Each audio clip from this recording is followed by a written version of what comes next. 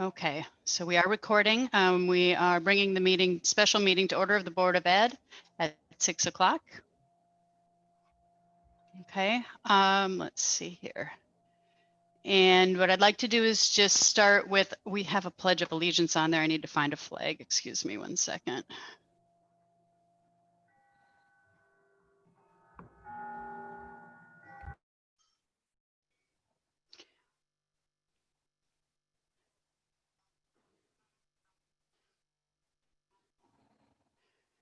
All right, hopefully this is a good one. All right, and we can go ahead and pledge allegiance. Pledge allegiance to the flag of the United States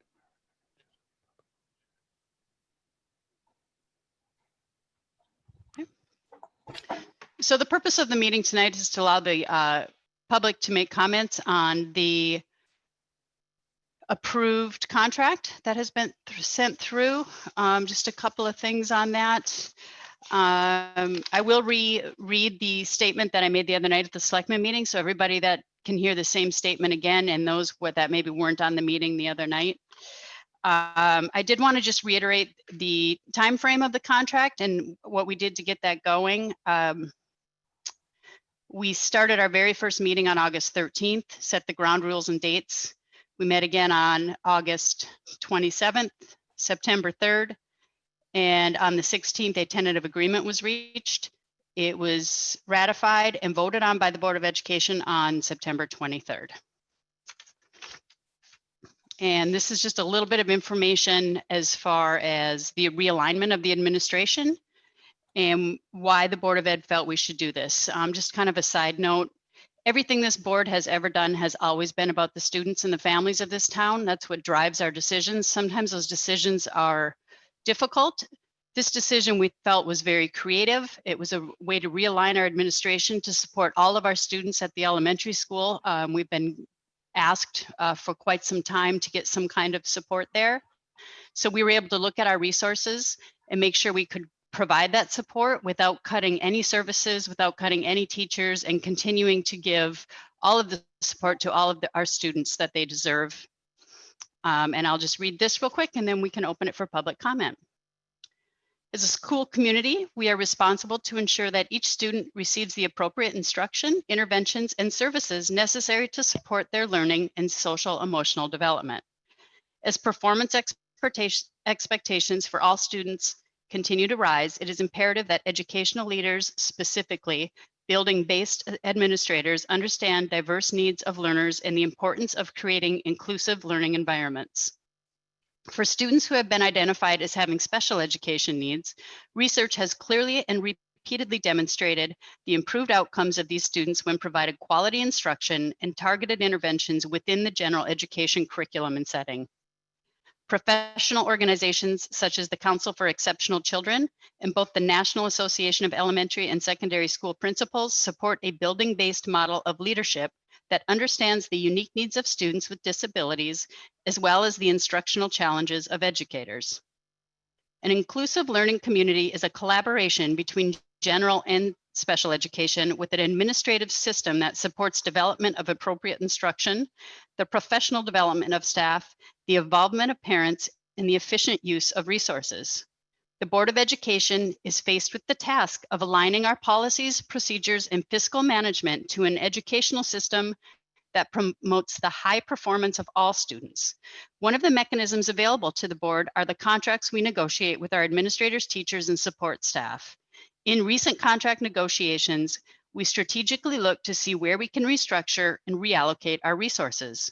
We believe that supporting a building-based model of administrative support provides our children, parents, and educators the ability to be more effectively advocate and provide for the needs of their students. Restructuring the central office position of the special ed director and reallocating the majority of those resources to a building-based model of leadership, as well as looking to create other teacher leadership positions in special education, increases and improves our capacity to better support our teachers, students, and families. We are seeking to build an administrative team within the district that has the autonomy to allocate resources based on the individual needs of students, to collaboratively share professional development and expertise, to create an equitable system of student support, and to allow parents to be effectively advocate for the individual needs of their children with their school community. Does anybody else on the board want to add anything before we open it up? So we will open for public comment. We are doing this in a webinar, so I will lower your hands as I get to you. And we do ask that you keep your comments to 3 minutes or less. This is a meeting we weren't planning on having this evening, so we'd like everybody to have the opportunity to speak and keep it at a decent time frame. All right, so I'm going to find my participants now. Just bear with me.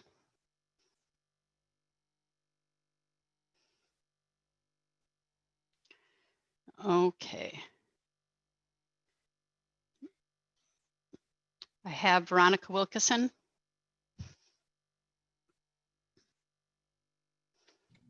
Thank you. I would just like to, as president of the North Student Federation of School Administrators, I appreciate given the time to clarify information about our contract. The contract was signed by the administration because we recognize that the superintendent and board of education have the right, as their employers, to eliminate or change positions based on the study of data. The district attorney during the negotiations stated from the beginning that this was a non-negotiable item. So the administrative team instead negotiated items that could be discussed and changed upon mutual agreement.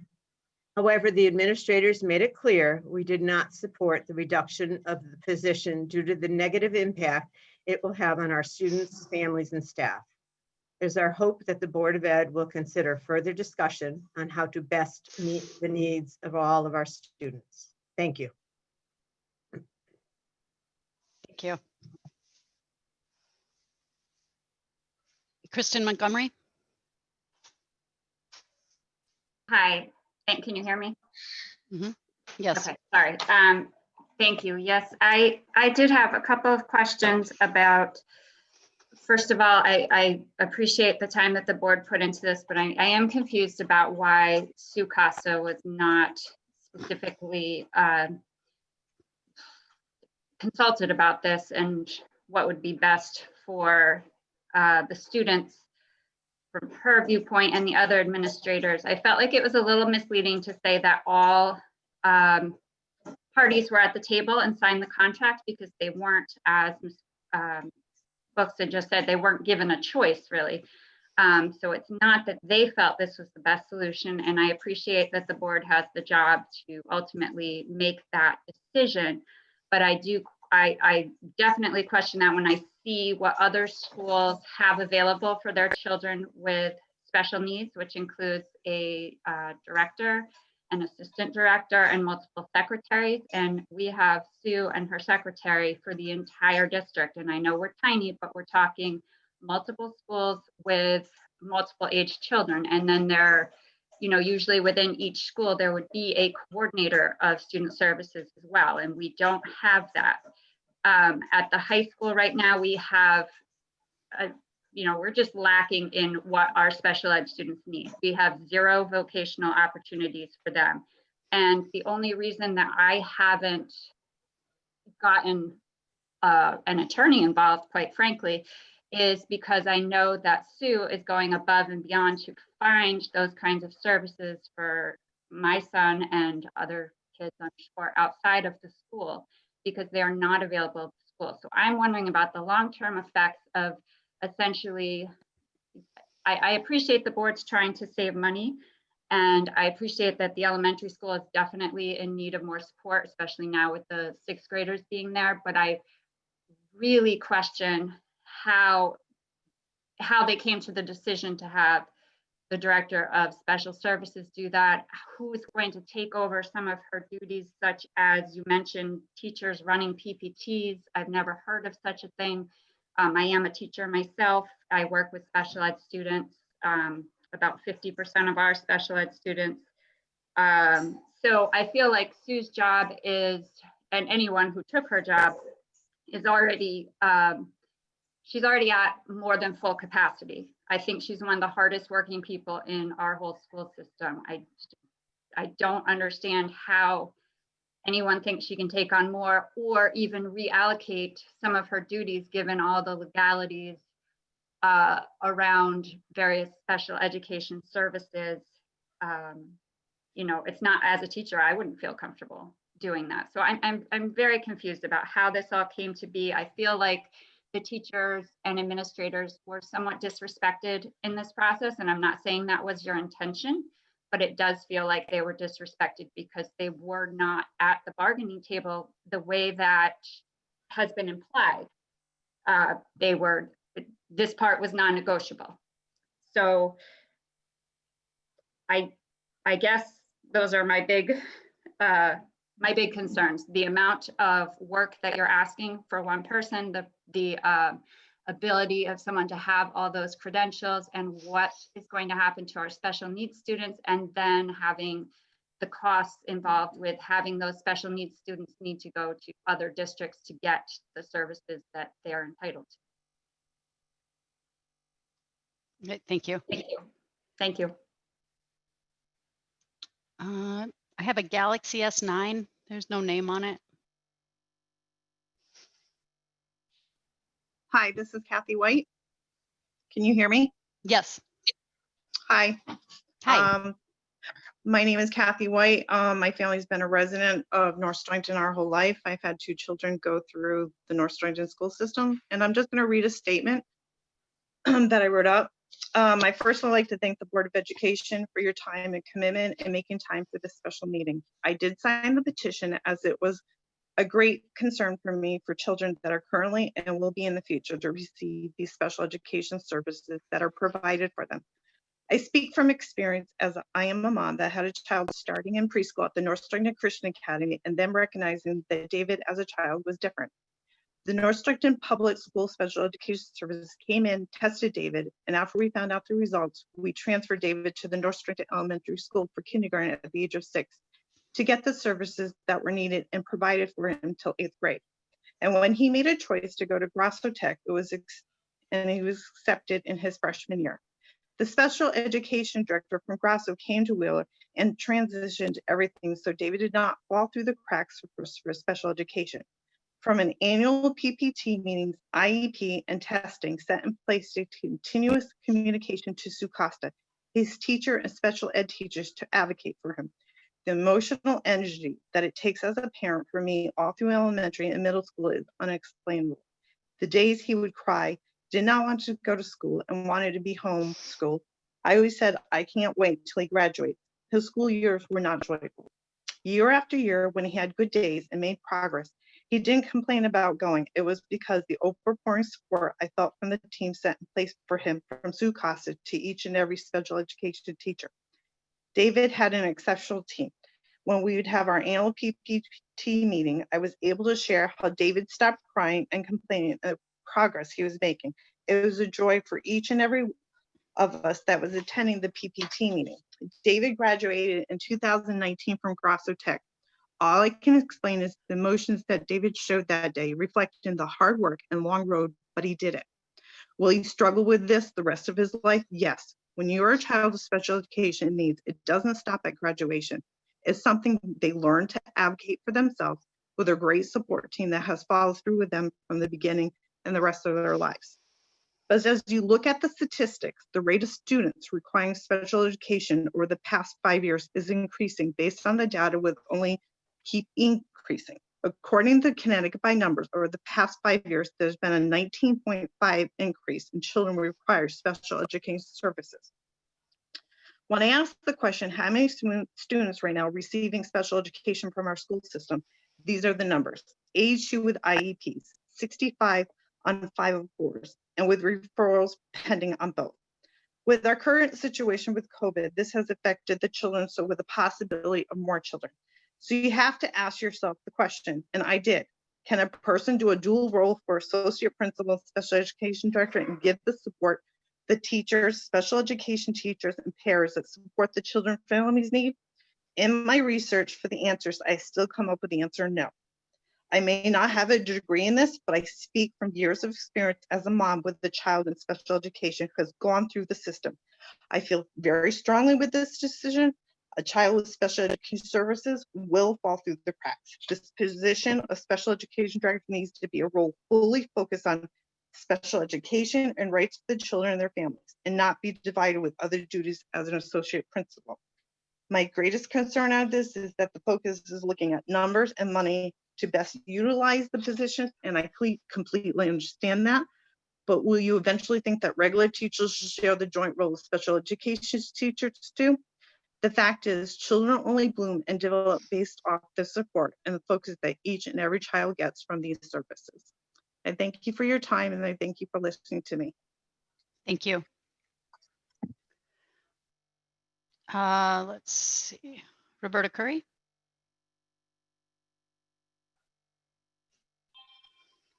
Thanks, Christine. And thank you. We can't hear you.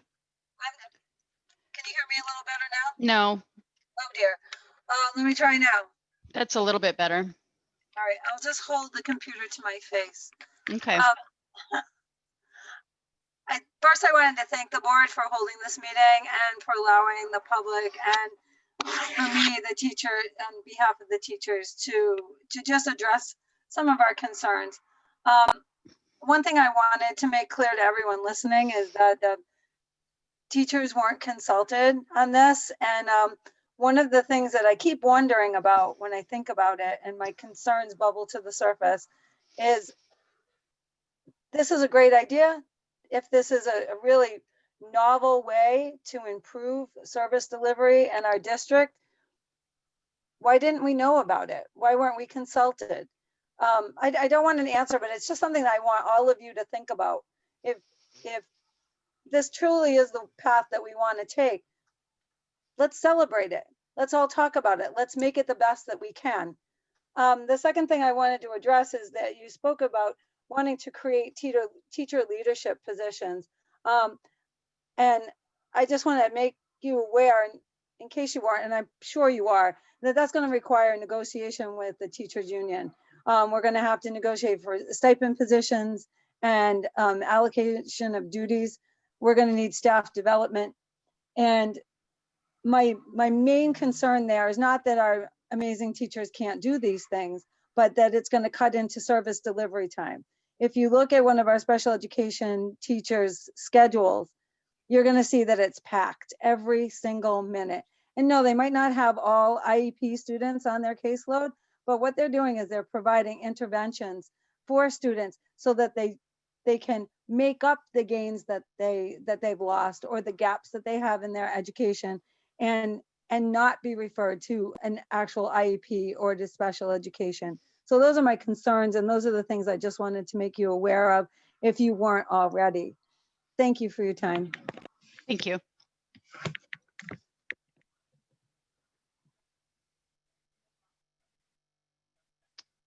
Let's see, do we have anybody else who would like to make a comment? I have quite a few people on the call. Let's see here.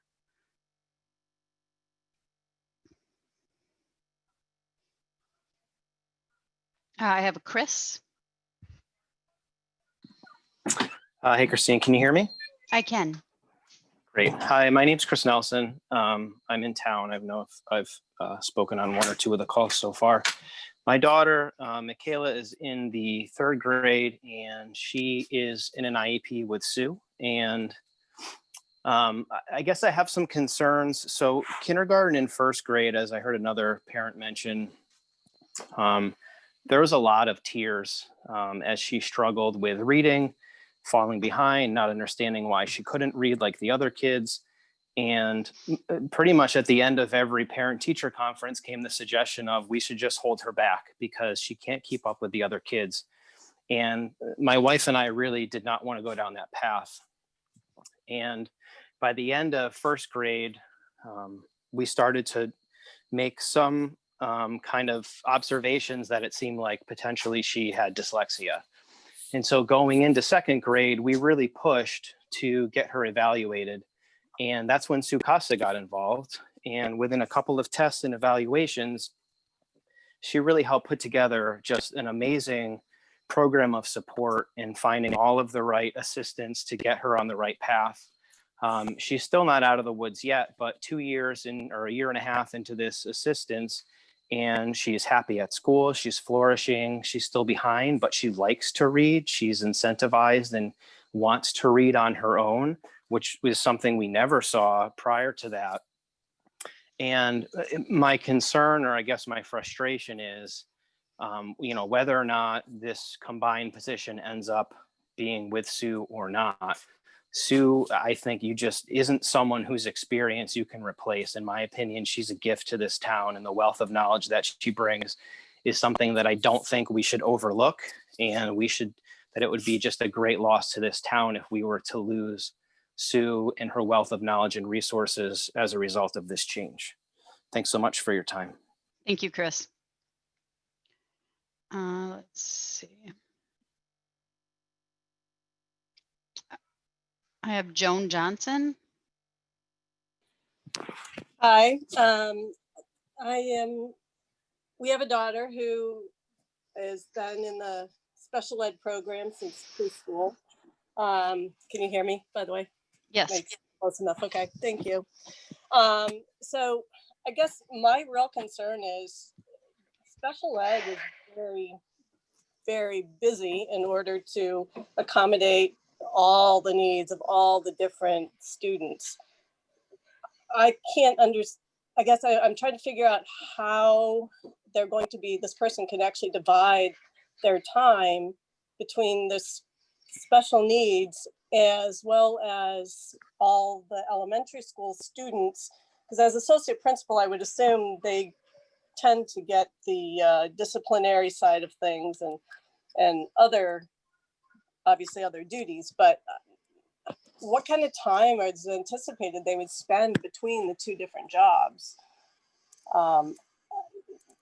Kara has gotten excellent services. We've been very pleased. We know that people have, from parents from other school districts that I have spoken with, always have to fight for everything that they've gotten. And they've been just like amazed at the services that we can get. And so I have to have great kudos to everyone. Doesn't matter whether they were the paras, whether it's the director, whether it's the special ed teachers. And I'm just concerned if they have to split, this position has to split their time, and they're not going to, whether it's Sue or somebody else, isn't really going to have the time. Because I know Sue's always saying how busy she already is. And I think all the teachers are that busy as well. So I'm not sure I can understand how either job, whether it's associate principal or the director of special services, will actually have justice done to that position. Thank you. Thank you, Joan.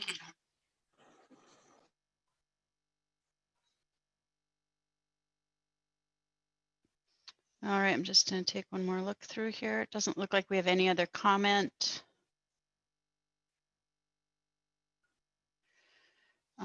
Oh, Crystal?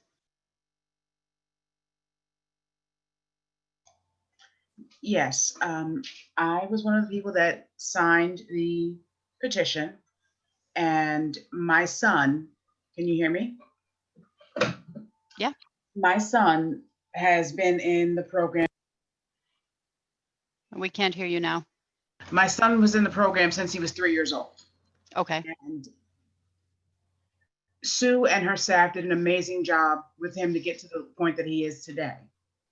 And I've heard other parents say it, but other districts around us, I know so many parents that have been fighting to get their kids seen and having to go back and forth.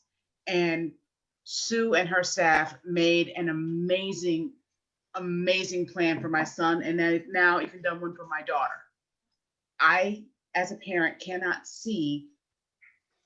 really can't wrap my head around spreading this job for Sue or anyone to do an associate principal position and be in special ed at the same time, just because of how much time it takes to get all of those things done. And I understand that it's a very difficult job that you guys are doing. But as a parent who has kids that are going to be truly affected by it, it's really hard to wrap my head around. I know it's very difficult the decision that you made, but it is disconcerting that they weren't at the table when you had the conversation. And I don't think anybody likes to be kind of blindsided like that. And I think that's where a lot of people's frustration is coming from. I can't speak for everybody else, but I know for me, I think that's very frustrating. I don't know how you're going to try to make anybody else happy with this, but that's just my opinion on this thing. Like I said, I know it's a very difficult thing that you've had to do, but I really do wish you could revisit it with everybody at the table so that everybody knows what to expect. Thank you. Thank you.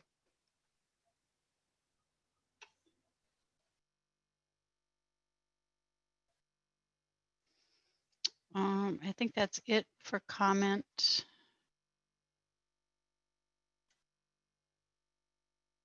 Oh, Amy French.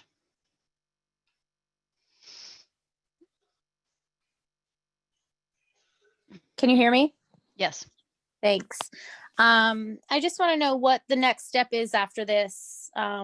We've all voiced our concerns, the petition. I understand what Mike said the other night. Is this like a done deal for you? Is this something that is going to be relooked at? Is this something we're wasting our time on trying to work towards fixing or coming up to a solution somehow, way, shape, or form? I just want to know, is this a completely done deal? Yes or no?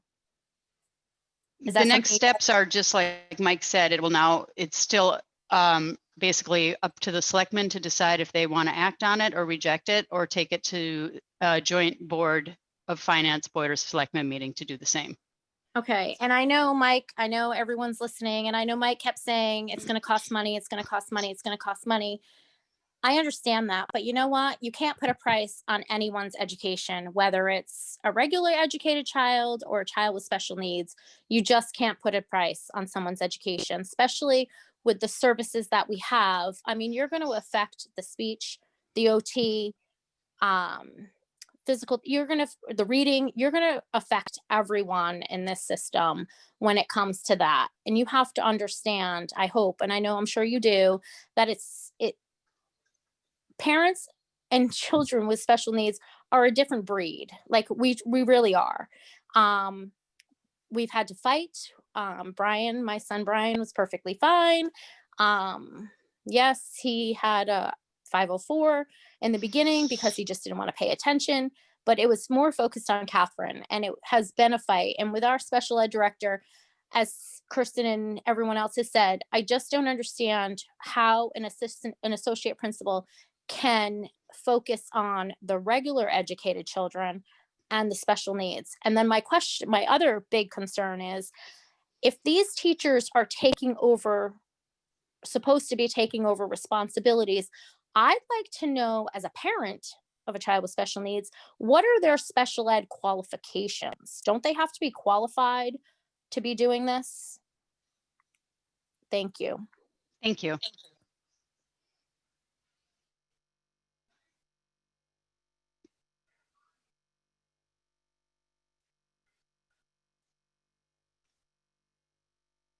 Okay, so I don't have any other questions. Does the board have anything else they wanted to add at this point?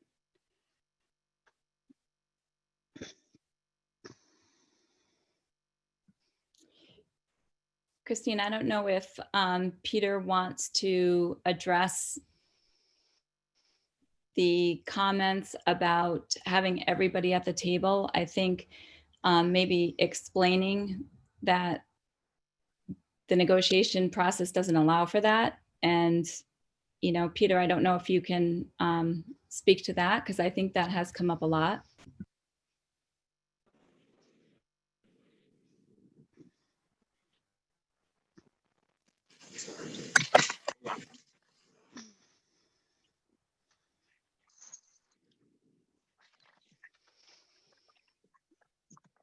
I'm sorry, repeat the question again, please. Pam?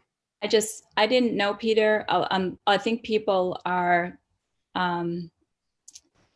asking about why everyone wasn't at the table, and why this wasn't a bigger discussion. And I didn't know if you wanted to address the fact that that's not how the negotiation process works. It's not because we didn't want to, that's just not the process. Well, it really, in this particular case, it was a management's rights decision to do that based on the conversations that I've had with the board for going on for 2 years. And again, we waited for the negotiations to happen. I will disagree somewhat with what Ronnie said. The fact of the matter is they were so adamantly opposed to this. Again, as superintendent of schools, in terms of our management right, at any time, we can readjust our position if we find that there are some things that aren't working correctly, to be honest with you. But again, this is something that the board has wanted to do for the last couple of years. And I said we can wait to negotiations to do that in order to make it that process take place. But there, again, I would say that when they say that our attorney came right out and said that, that's not correct. We tried to discuss the matter, but as a matter of fact, we are where we are right now. So, and again, I don't think what people have seen regarding this contract is, or what they've been told regarding this contract, because I do believe that the way that it will separate some of the duties and responsibilities, as the chair said at the beginning of this, making it more site-based, so the high school will have more responsibilities on their end than what to do. That's all I have to say. Christine, I did want to just speak about kind of the bigger picture. And I think that it's important for people to understand. I heard a couple of things. Is it okay if I just kind of give my perspective on it? And I don't know if people are aware, but the special education is my background, and special education administration in particular. On top of that, between my husband and I, we have 7 children, 3 with disabilities. So I've been on both sides of the fence, so to speak. I've been the parent who's also a director who has endured that fight. And I've heard that word said several times. And unfortunately, and especially when you don't know how to navigate the system, it is a fight. And even when you do know how to navigate the system, it's not always easy. So I do come to the board with that perspective. And this is something that I feel strongly about. So I left being a public school director to do, consulting work and working with parents and explaining to them how to access the system. And it really, I want to make sure that everyone's really clear that the purpose for a restructuring like this is, for all the reasons that I heard mentioned. So I don't know where it came from that, teachers were expected to, do the special education administration side of things. I do think that I hear you when you say that, Sue has done a lot in our district. What really concerns me is what is the capacity in our district to replace Sue, or to look at our system and how we're going to kind of fill that gap. If Sue's no longer there, we have to build capacity in teacher leaders. We have to build capacity within our school administrators to really understand the needs of our kids, our special needs kids. And that situation is not changing. It doesn't matter who's sitting in the position of director of special education. It's really, how do we build the capacity within our teaching staff to allow them to be empowered to make the recommendations. They're the ones that are providing the service to our kids, and they should have a voice, and it should be a team decision, and parents should be able to fairly and equitably advocate and get services for their kids. And it should never be that the success story is dependent on one person. It really should be dependent on the system. So I look at it from a very systems perspective, and how can we, take the resources that we have and really build the capacity to provide better access to supports and services for our students, and the professional development piece for our teachers. I do think that it's best, and I have a lot of experience in this, but the more access our students have to research-based interventions and access to the general ed curriculum and specialists like the reading teachers, the better the outcomes are going to be. And it should not be a separate system. Our special ed students have unique needs, yes, but it should not be a separate system. They shouldn't have to be over-identified or, have to be in special education to get the supports and services they need. It should be individual to each student. It should be responsive to families. It should be, decisions should be made at the team level. And our administrators need to be able to have the capacity to hire the staff within the building, because that, is a big part of the culture and climate within the building, and how successful our kids are in that school is dependent on that. To schedule staff, to evaluate staff, to make sure everybody's working together as a team. Building-based leadership is all about that. And so I really want to make sure that, sitting on your board, that, this was not something that for me was a financial decision. It really was, how can we make a better system for our kids? And what resources do we have to be able to do that? I do think that, as Roberta said, whatever it takes to, if we have to sit down with the union to look at the teacher contract to say, how can we build those leadership positions? I'm sure there are teachers within the district who would be looking for an opportunity to serve more in a special ed leadership position. And we should be supporting that and building that capacity and those opportunities. If that's what it takes, then that's what we need to do. But I don't think that we say, we can't do this because. I think we need to say we have to do this, and how do we get there, and what do we do? So I just want to make sure that, for me personally, it was not a financial decision. I knew the resources that we had to work with, but we really need to look at the structure administratively of our schools, and how can we get, the services right down to the level where they should be, which is at the kid level. So I don't know if anybody else has anything they want to say. Does any other board member have anything they'd like to say? Staff, Mastriani? Hi, thank you. I struggled with whether or not I wanted to talk about this, but I think that since we have so many people in the community invested in hearing about this, I think it's important that we have a full conversation about sort of the genesis of this becoming so controversial. I think it's important to note that the Board of Ed followed our contractual protocol, as we have 2 previous times in the last 10 months, first with the teacher's contract, and then with the custodian and the paras, finally with the administrator contract.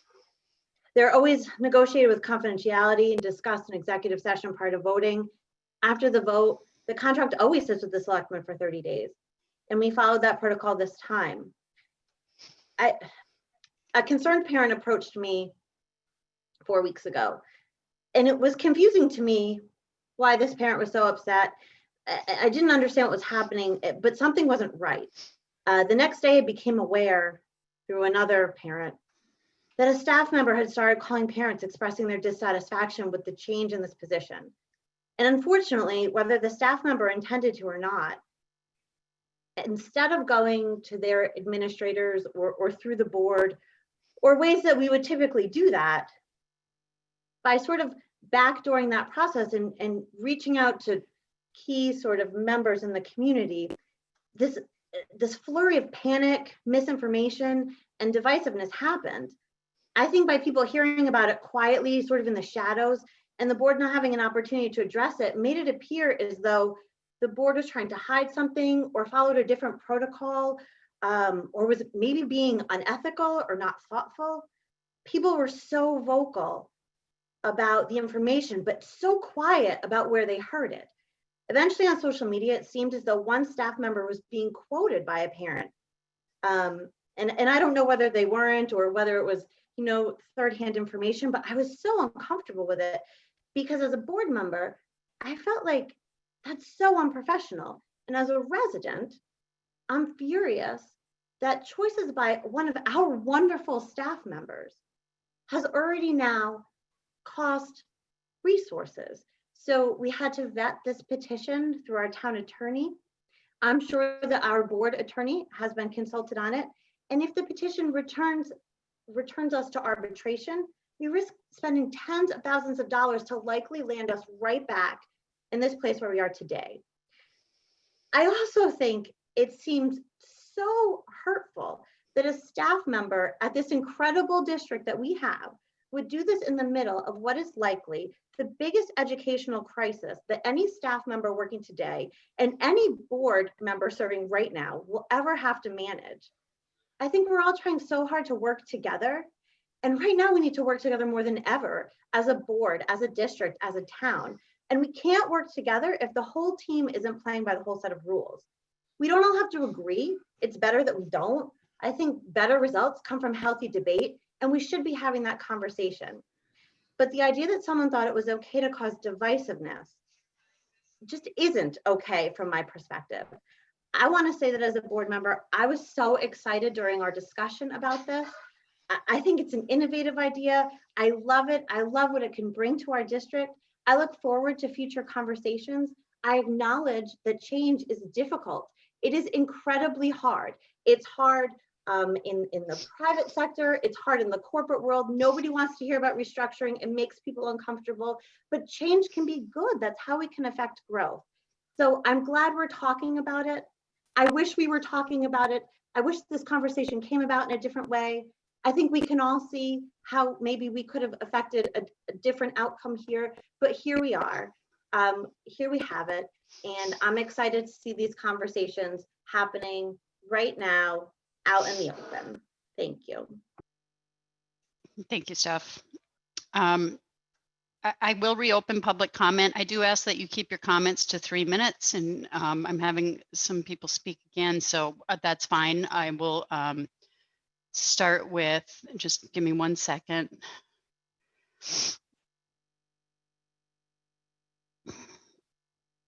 Sorry, I'm losing my attendees. Hold on. Amy French. Once again, Peter said something about, or Pam said something about the staff. I just have concern about staff being, how many of our staff are special educated background? That's my concern. I sat through PPTs for years. Amy, I think we're talking about our special ed teachers when we're talking about that staff. But are there Not other special ed but teachers? you're saying, okay, but so you're saying like a kindergarten teacher or a first grade teacher, you're making it sound like they're going to be doing, that's what we're getting. I'm getting the feeling is that they're going to be, and I was told by staff that our assistant principal at the high school is going to be taking on, assuming some responsibilities. I would like to know, does she have a special ed background? I'm assuming that the principal does. She's amazing. I'm not begrudging either one of them, but I just want to know that when I was told that the assistant principal at the high school would assume some responsibilities of this, I would like to know if she has a special ed background. That's just my concern.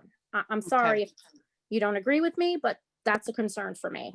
All right. Thank you. Can I speak to that? Yes. So Amy, I think that, you know, for people who are not familiar, if you don't have a child with special needs or on an IEP, they may not kind of know the levels, but just so that everybody knows, when you go to an IEP meeting, you have a team of people. So you have the regular educator, the special educator, maybe the school psychologist, social worker, guidance counselor, you have an administrator there. In most cases, depending on the level of complexity of the case, it is an assistant principal or the principal of the building, which is what you want. So you want your principals or your administrators in your building to be familiar with special ed, to be familiar with the process, and to be able to help facilitate the meeting, and not just the meeting, but the implementation of the IEP. So, you know, at this point, right, your special educator is still going to be there, who's your case manager. That wouldn't change. Your general educator is going to be there. That's not going to change. Your specialists are not going to change. The administrator at the table may or may not change. So it's my understanding at the high school that the administrators already do chair the IEP meetings, the PPT meetings at the high school to a large degree. It really allows them the administrative capacity to, you know, hire special educators, assign them based on what the kids' needs are. Same thing with paras, you know, to have the autonomy to do that and to manage the building, both regular and special ed. So we're meeting the needs of all of our students, and our kids aren't separated. But the services to kids does not change, because as you know, it's in an IEP, and an IEP is a legal document. It's a contract between parents and the district. So on that level, that's not going to change. What we're really talking about is kind of at the central office level. So, you know, obviously, one of the conversations that we had is like grant management, and a lot of that is done out of the finance department and with the finance director. And so there are lots of things that take away from the administrator of special ed to be available to coach teachers, provide professional development to, and maybe another administrator or the IEP team. And so to bring it down to that level. But as far as services to kids, that wouldn't change. We're hoping we can, you know, build capacity so more people understand the needs of our kids. And that decisions can be made at the team level. It should not have to go up to the special ed director for approval, because the law says those decisions should be made at the team level, at the building level. And that should always be the case. Thank you. All right. I'm going to call on those that haven't spoke first. Laura Mello.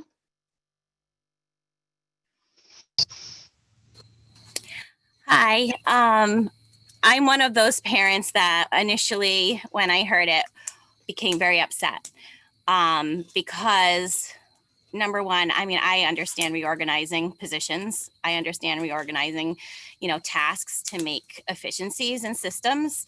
But what I was most shocked about is that the people that support the school and a school budget, like myself, it was the first time we heard of it. And I understand that negotiations with unions, but as Peter mentioned, it's something that had been discussed 2 years ago. It didn't even need to be part of the contract, as our selectman mentioned.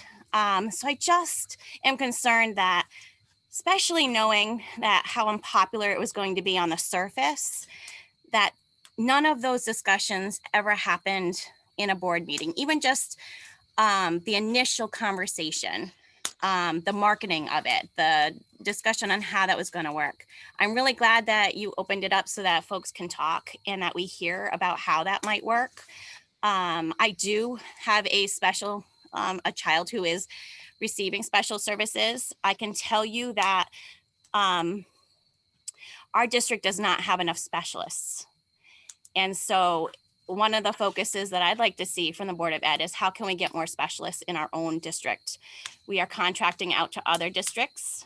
I can tell you that one of my children, their specialist, lives in Deep River, Connecticut. We could not find a specialist for him nearby. Waterford is completely booked. As Peter has mentioned before, we have a shortage of teachers. We have a shortage of specialists. So if we can possibly figure out a way to build on our specialists, that would be a great agenda item also. So I think my concern mainly was, how did this come out of left field, and what could have been done to prevent a petition for this conversation to happen? I really think that's probably the biggest issue. But I thank you for your time. Thank you, Laura.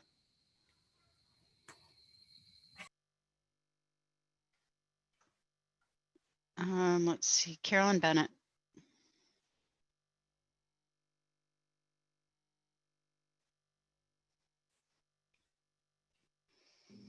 So it's Carolyn's husband, Jeff.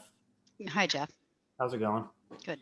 So I'm curious, as part of this decision, did you analyze the ratio of special education kids to special education administrators and how that ratio compares to other districts? And if you did, do you have any data that you could be able to share? I don't want to get too much back and forth. I can tell you Preston has a 0.45 special ed director. They have 101 IEPs currently. We're sitting at about 80. Thank you. Thank you. Let's see. Kirsten Montgomery.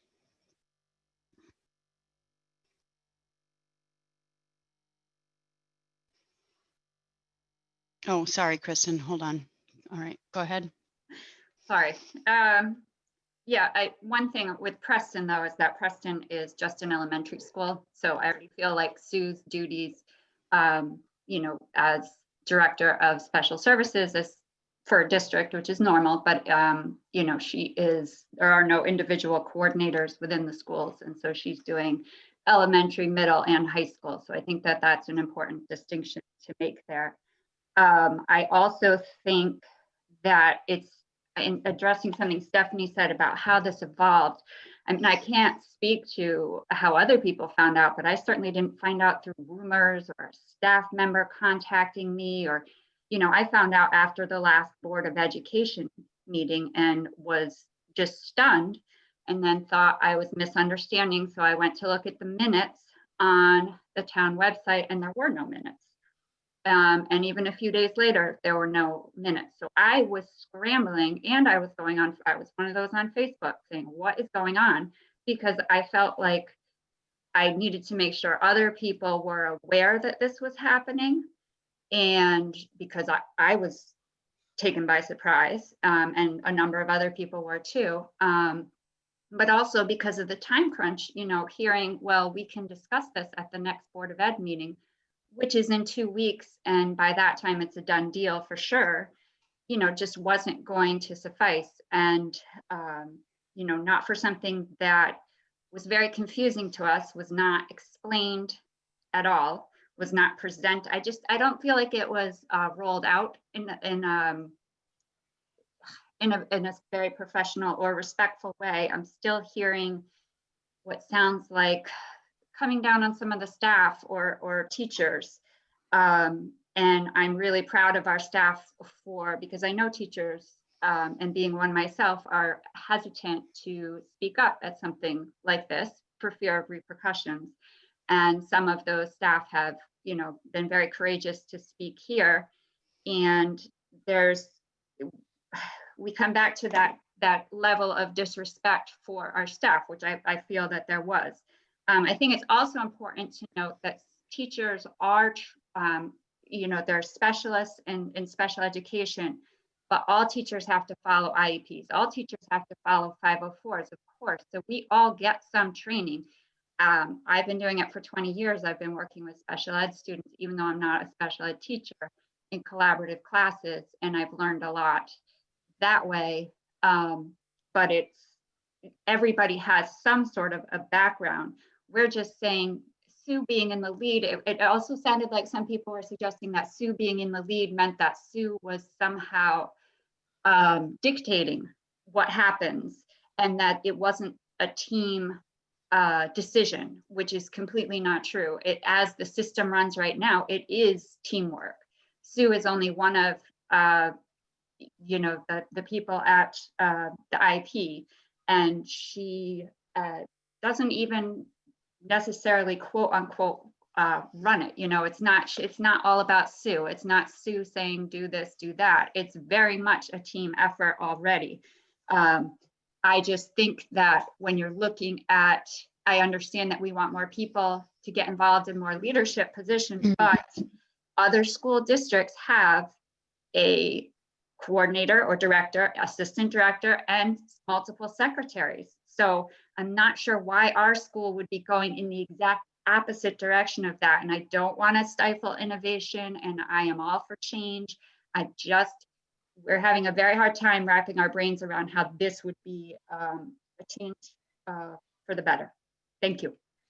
Thank you.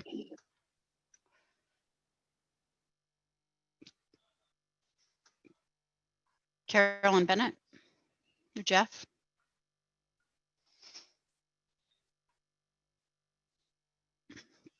Go ahead, sorry. I think that that was an accidental raise of hand. Oh, thank you. Let's see. Roberta Curry. Go ahead. Thank you. Can you hear me now? Yep. Thank you. I just wanted to clear up a couple points. I kept hearing the words inclusive and inclusion and school community and students being part of the general education curriculum. North Stonington is probably the most inclusive school I have ever walked into in my life. And it's why I've stayed here for 16 years. I remember when I first came asking about special programs, and one of my fellow teachers looked at me and said, "We don't have special programs. We create programs for students." And that's what North Stonington has done for as long as I've been here. And it's what I'm hoping that we're going to be able to continue to do.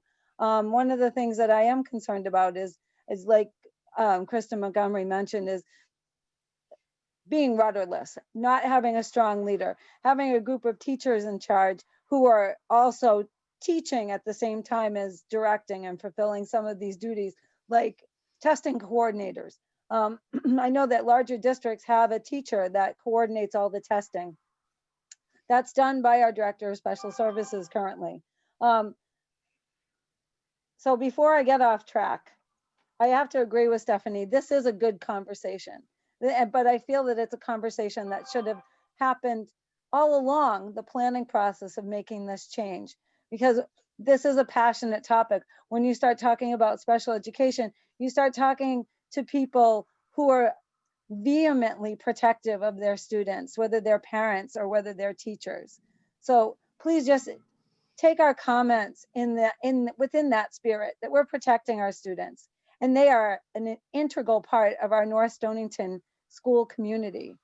And I'm going to invite you again. I know I do it every time I comment on a board meeting, but come to the elementary school especially, and you will see what a dynamic part of our population our special needs students are, and how they enhance everyone's lives and make our school a wonderful place. And again, thank you for letting me speak twice. I appreciate it. No problem. And Roberta, I'm well aware of that. I had a child in that school for 6 years, so I fully embrace what goes on at the elementary school, and I think it's amazing as well. We all do. We're all very much behind the students at that school. And I think it's important too that people understand that this doesn't take effect right away. So, we were mindful of the fact that, I've heard coordinators, we've heard teacher leader positions. Those are all pieces of the puzzle, but we do have time to figure that out. Right. Dayna Mendolia. Oh, sorry, I have to allow you to speak. Hold on. All right, go ahead.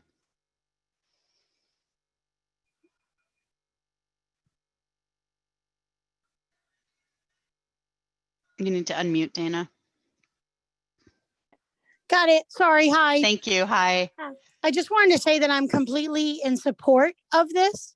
And of course, having a child that was special needs is special needs, and just the district itself is fantastic. It's the reason we moved to North Stonington.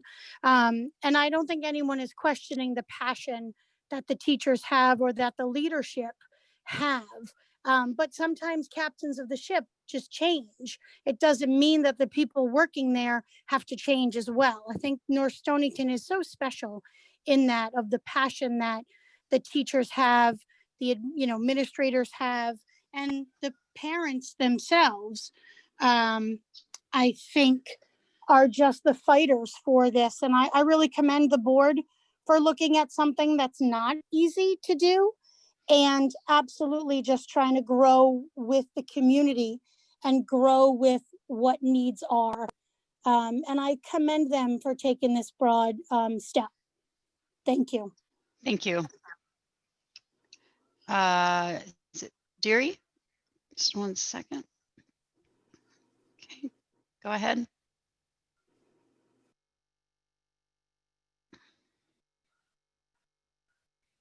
You need to unmute.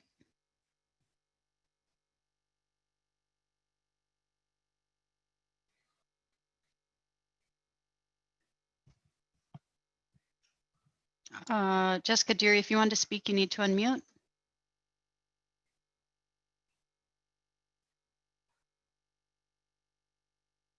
I don't think she's wanting to speak, so I'm gonna take her out here. Let's see. All right, and I am going to remind everybody of the outline we tried in the beginning to limit your comments to 3 minutes. I've got a few more here. 1 second. Joan Johnson.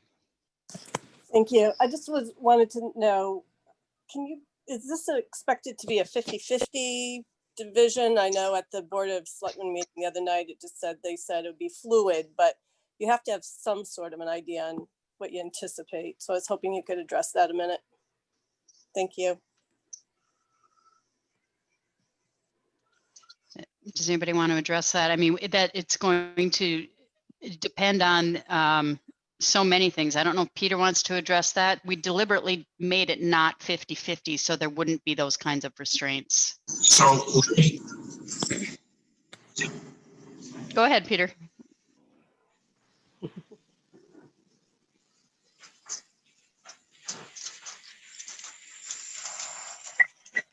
He's trying to get sound. Just give him a minute.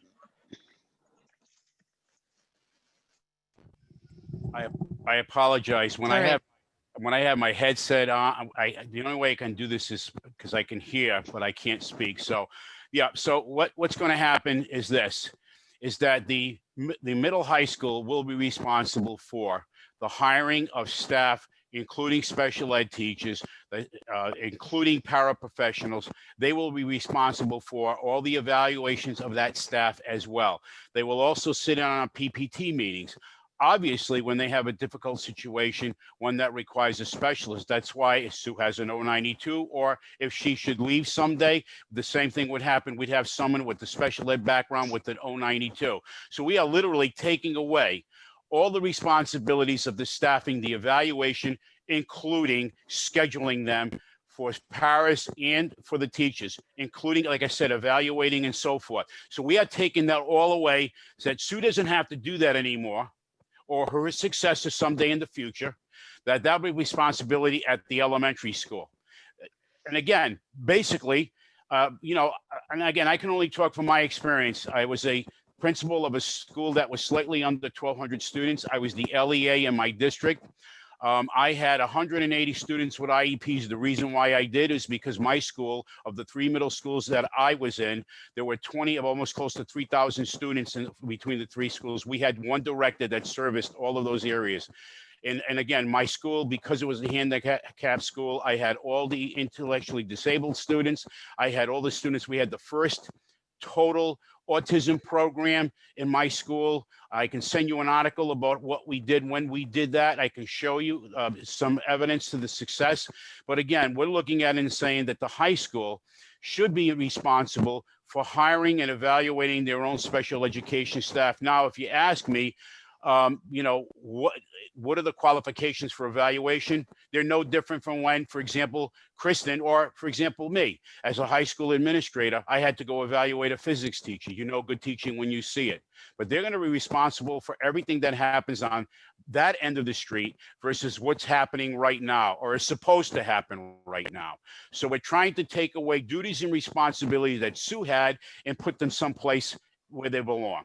And that's called site-based management, to be honest with you. And that's something, Christine, that you alluded to at the beginning of this meeting. But none of that ever came out in the discussion that left from the school or wherever it came from, whatever teacher to let it out. It seems to me that Stephanie and a few people know who that is. So again, I hope I clarified that. It's not a 50-50 thing.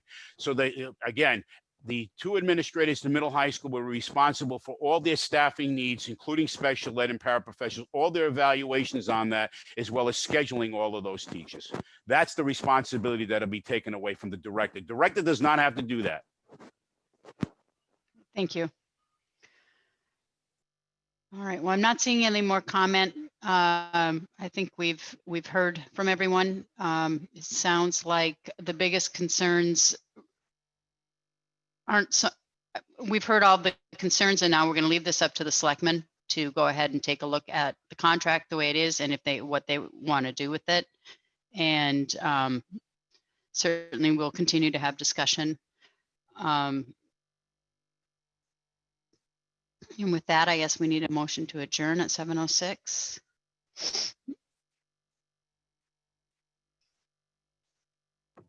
I'll make a motion to adjourn. I will Stephanie? second.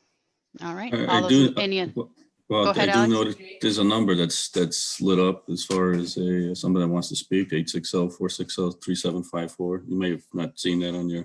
oh, okay, hold on. Let's see.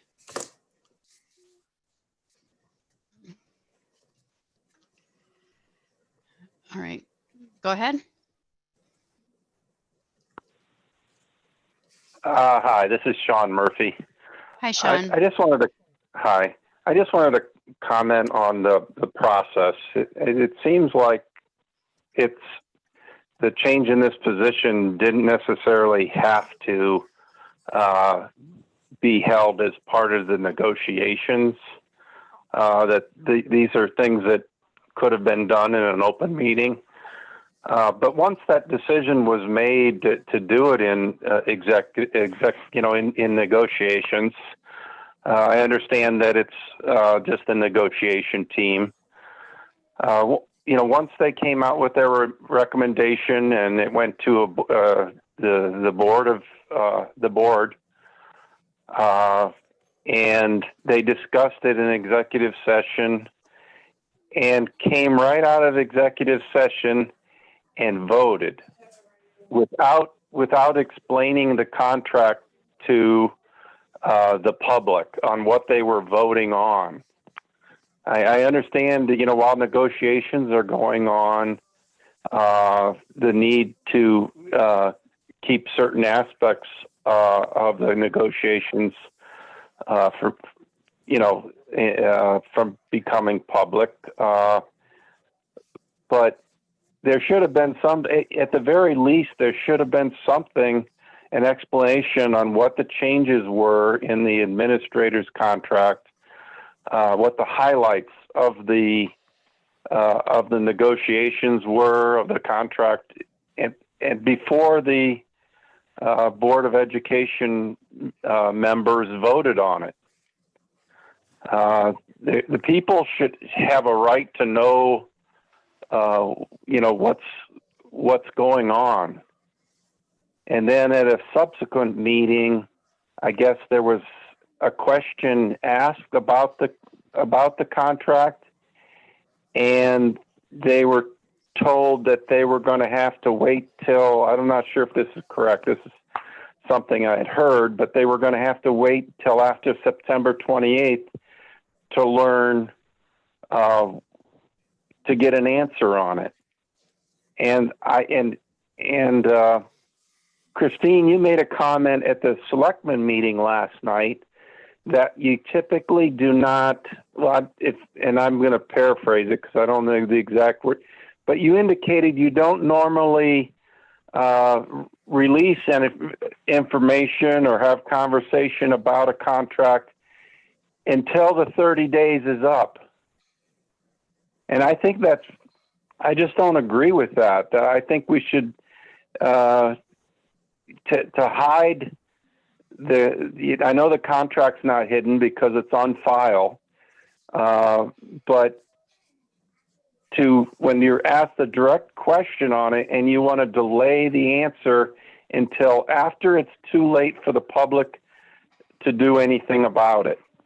I think that was wrong, and we should be more open to the affairs that you're conducting on behalf of the town residents.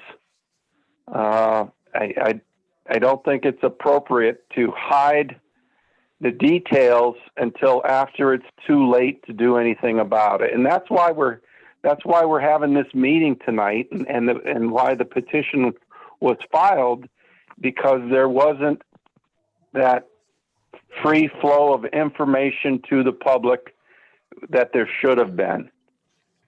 Another tactic that is used, and I don't know whether the Board of Ed members are aware of why that, they were just told to wait 30 days. But that stifles public comments on things. And another way that the Board of Ed or the central office has a history of filing the contracts with the town clerk, so that and it didn't happen this time, but filing the contracts with the town clerk, so the 30 days ends up being over the holidays in December. Another tactic to try to avoid the public, because you typically can't have a town meeting when everyone's out on Christmas vacation and so forth. But the board has not always been open with the public on the contracts once they have been awarded, and I think that's why we have this petition and why we had a bunch of people upset. I just wanted to. I don't have any comments about the decision to make the change, but the process I think was flawed. Thank you, Sean. I appreciate that. I just want to let everybody know there were no tactics at all in this. Honestly, I didn't even know the deadline of the 30 days. The reason I asked for more time is that we have been spending so much time on school reopening and COVID and meeting. And when there was a comment and a request for that at the end in public comment, I respectfully asked for a little bit of time to put my thoughts together on that so that I could give the right response. I didn't have the contract in front of me. And Sean, I will definitely take your opinion on how we maybe should have handled that when we came out to vote on it. And I appreciate that.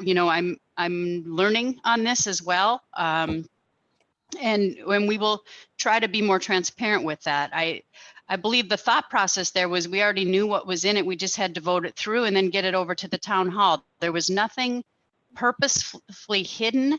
We aren't trying to hide things. I think people in this town have known this board for a very long time. And the last thing we want to do is hide things from people or trick people. And so I guess I'm a little bit confused with some of the comment, and we can discuss this again after the selectmen make a move, but I'm not sure if that's that people are upset with the position or if they're upset with the process. So we kind of have two different things there.